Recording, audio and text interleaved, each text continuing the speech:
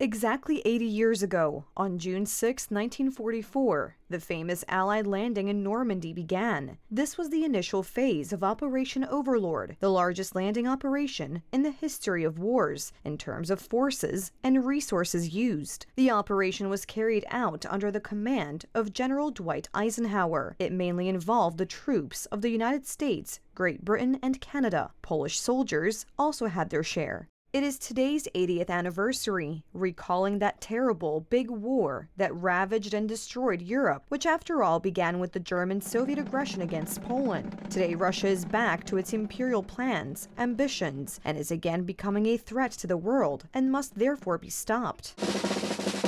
The Polish president honored those who fell fighting for Europe's freedom 80 years ago. 696 Polish heroes rest at the largest Polish necropolis in France, in Granville-la-Gennerie. Among them, mainly soldiers of General Maczek's 1st Armored Division, but there were far more troops under the white and red flag. The Allied operation in Normandy 80 years ago opened a second front in Europe, making it possible to defeat the Germans and Soviets. The united forces of the entire free world gave victory over the tyranny of dictators. In addition to the Polish president, the main ceremonies on Omaha's famous beach were attended by, among others, U.S. President Joe Biden, Great Britain's King Charles III, German Chancellor Olaf Scholz, and Ukrainian President Volodymyr Zelensky. We're living in a time when democracy is more at risk across the world than any point since the end of World War II, since these beaches were stormed in 1944.